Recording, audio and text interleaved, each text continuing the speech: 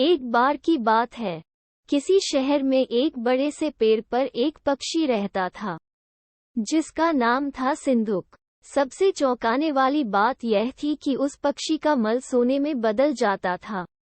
ये बात किसी को भी पता नहीं थी।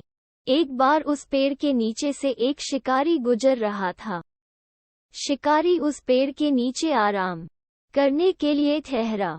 वो आराम कर ही रहा था कि इतने में सिंधुक पक्षी ने उसके सामने मल त्याग कर दिया। जैसे ही पक्षी का मल जमीन पर पड़ा, वो सोने में बदल गया। ये देखते ही शिकारी बहुत खुश हुआ और उसने उस पक्षी को पकड़ने के लिए जाल बिछाया। सिंधुक जाल में फंस गया और शिकारी उसे अपने घर ले आया। पिंजरे में बंद सिंधुक को देख शिकारी को चिंता सताने लगी कि अगर राजा को इस बारे में पता चला तो वो न सिर्फ सिंधुक को दरबार में पेश करने को कहेंगे बल्कि मुझे भी सजा देंगे।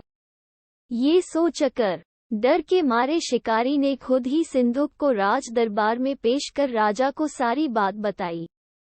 राजा ने आदेश दिया कि सिंधुक को सावधानी से रखा जाए और उसे अच्छे से खाना खिलाया जाए।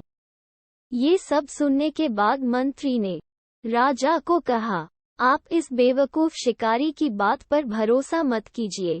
कभी ऐसा होता है क्या कि कोई पक्षी सोने का मल त्याग करे? इसलिए अच्छा होगा कि इसे आजाद करने का आदेश दे। मंत्री की बात सुनकर राजा ने चिड़िया को आजाद करने का आदेश दिया। सिंधुक उड़ते उड़ते राजा के दरवाजे पर सोने का मल त्याग करके गया। ये देखते ही राजा ने मंत्रियों को उसे पकड़ने का आदेश दिया, लेकिन तब तक वो पक्षी उड़ चुका था।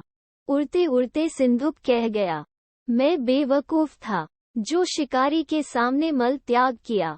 शिकारी बेवकूफ था जो मुझे राजा के पास ले गया। राजा बेवकूफ था जो मंत्री की बात में आ गया। सभी बेवकूफ एक जगह ही हैं। कभी भी दूसरे की बातों में नहीं आना चाहिए और अपने दिमाग से काम लेना चाहिए।